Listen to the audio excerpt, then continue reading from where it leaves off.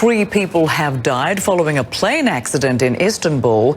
Video released by a Turkish news agency shows the plane skidding off a runway.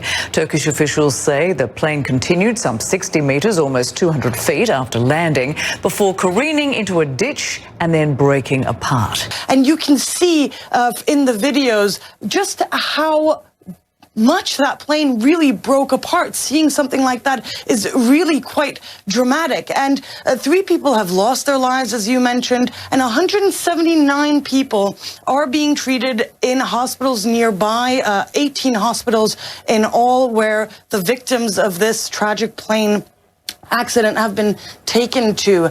And we don't know at this point what caused it.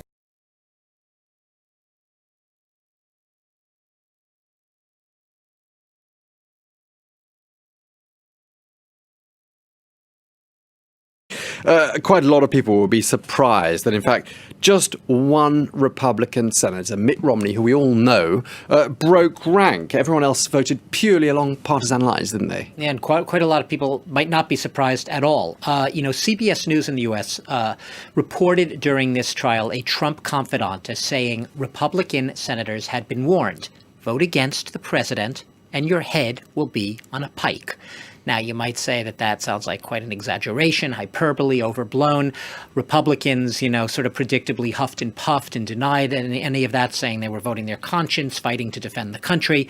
Fact of the matter is, fear has worked for Donald Trump as a motivating, galvanizing political force, really throughout his presidency. And there's no reason to believe that anything but fear was operating now.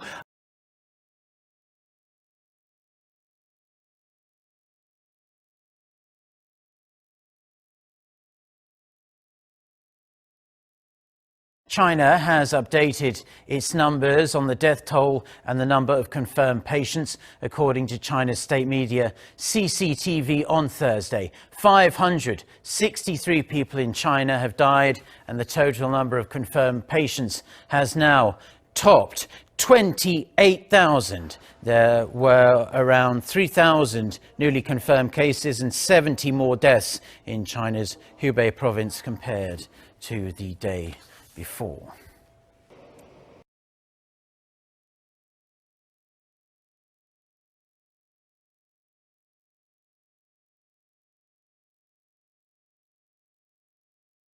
A short time ago, we learned that legendary actor Kirk Douglas has died.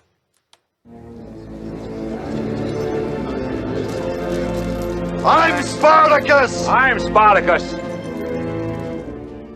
That's an iconic cultural moment right there. Douglas produced and starred in the historical epic Spartacus. He acted in more than 80 films, produced almost 30, and directed 2. His son Michael, of course, followed him into the business and became an A-list star himself. The 3-time Oscar nominee was finally recognized by the Academy in 1996 with an honorary award. Kirk Douglas, a legend from Hollywood's golden age, was 103 years old.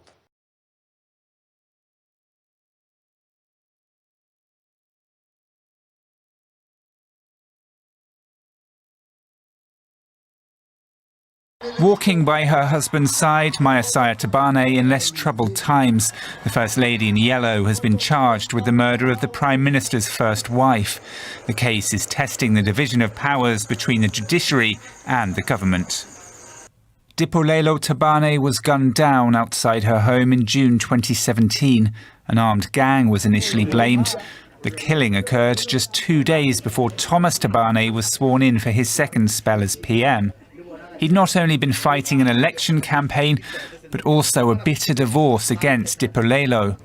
At its heart, a power struggle for who was the rightful First Lady, a battle for influence in the country.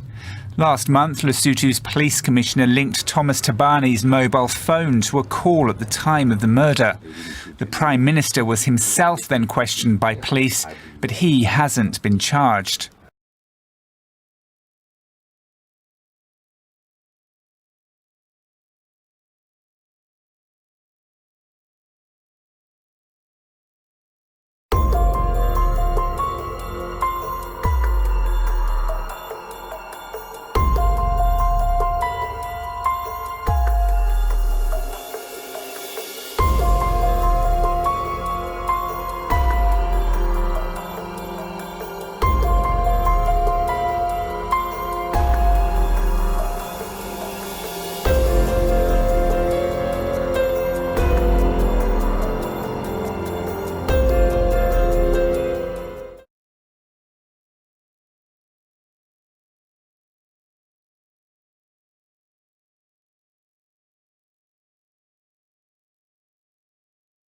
It's yet another strike in the French capital, but this time it's not trains or hospitals or schools even. It's garbage. Mountains of rubbish like this are piling up all over Paris for nearly 12 days now, including in tourist areas like the Champs-Élysées. The city government has even made a call to the national government, appealing for help cleaning up the streets of the nation's capital. Now, it's not the garbage collectors who are on strike who are making this big mess. It's the people who burn the trash, the employees of the incinerator sites. They are protesting against President Macron's reform of the pension scheme by shutting down 3 key incinerator sites that surround the French capital.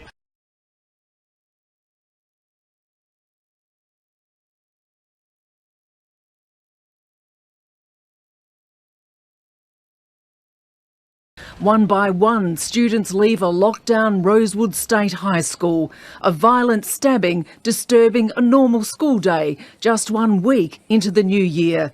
Police say a 12-year-old boy was taken to hospital in a critical condition. He remains there, and a second child, aged 13, suffered injuries to his hands. Parents rushed to the school as soon as they heard about the incident. The youngest student is believed to have undergone surgery this afternoon. The fact that the student had a knife was noticed by people at the school, and the incidents occurred as he's run away from people trying to intervene.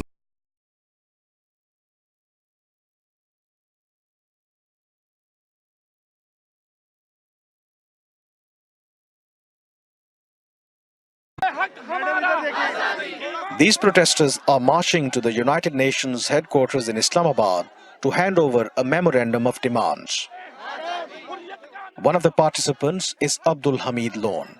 He fled Srinagar many years ago to avoid a crackdown by Indian authorities.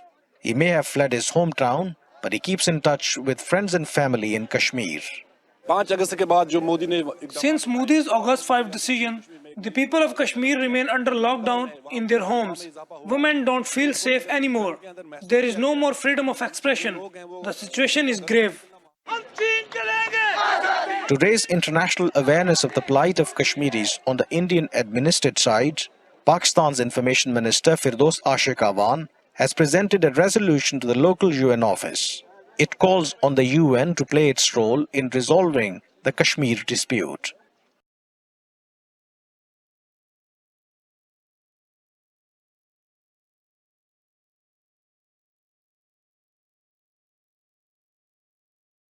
People in Malawi were preparing for another election after the Constitutional Court nullified last year's presidential vote, saying it was marred by widespread irregularities.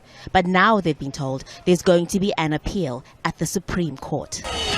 The May 2019 presidential election results showed Mutharika beat this man, opposition candidate Lazarus Chakwera, by 159,000 votes, a lead of just over 3 percentage points. Chakwera says he's not worried about the appeal.